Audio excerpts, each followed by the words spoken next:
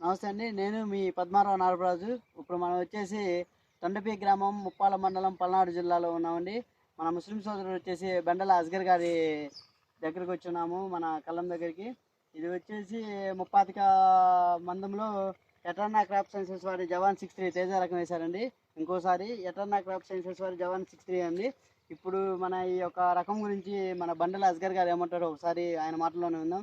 నమస్తే అండి అస్గర్ గారు. నమస్కారం అండి. ఇది వచ్చేసి మా జవాన్ 63 అనేది మీకు ఎలా అనిపించింది? దీని గురించి మీరు మీ మాటలో చెప్పండి కొంచెం. బాగానే ఉందండి. ఉమ్, చేను చేను కూడా బాగానే ఉంది. దేని బాగుంది? పెరుగుదల బాగుంది. ఆ, కాలు సైజు కూడా బాగా వచ్చింది. ఆ, అంతా బాగానే ఉంది. ఆ. 160 మంది దాకా పట్టారండి. ఆహా, ఓకే అంటే ఓకే అంటే 30 120 మంది అంటే 15 క్వింటాలు 16 క్వింటాలు వేసుకోవచ్చు. 16 క్వింటాలు అయింది. ఓకే, ఫస్ట్ ట్రిప్ ఇది. ఆ. ఈ ఫస్ట్ ట్రిప్ కాయలండి. మరి రెండో ట్రిప్ ఎన్ని అవుతాయండి మీ ఉద్దేశం? రెండో ట్రిప్ కూడా 1 క్వింటా అటు ఇటుగా మళ్ళీ 15 14 అవుతుంది. ఓకే అంటే 30 క్వింటాలు ఈజీగా దిగుబడి వచ్చింది. అంటే తేజ రకం వేయడానికి బాగుంది. బాగానే ఉందండి. ఓకే అండి. ఇది వచ్చేసి మన తామర పురుగు, నల్లి, వైరస్, దోమలు అలాంటి వాటికి తట్టుకుందండి. తట్టుకుంది. వచ్చే ఓకే ఆ టైంలో మనకి ఒక మన తామర పురుగు, నల్లి అటాక్ ఇప్పుడు ఫ్లవరింగ్ అనేది పూత సెట్ అయిపోయిందా? సెట్ అయింది. ఎటువంటి ప్రాబ్లం లేదు.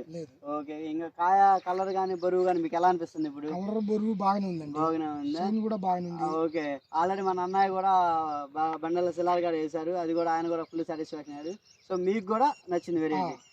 మన రైతులకి చెప్పదలుచుకుంటే జవాన్ ఏ దగ్గర ఇత్తనం అనే చెప్తున్నారు. జవాన్ ఏ దగ్గర ఇత్తనమే చెప్తున్నారు మన బండ్ల అస్గర్ గారు. థ్యాంక్ యూ అండి. మన వెరైటీ అయితే బాగుంది.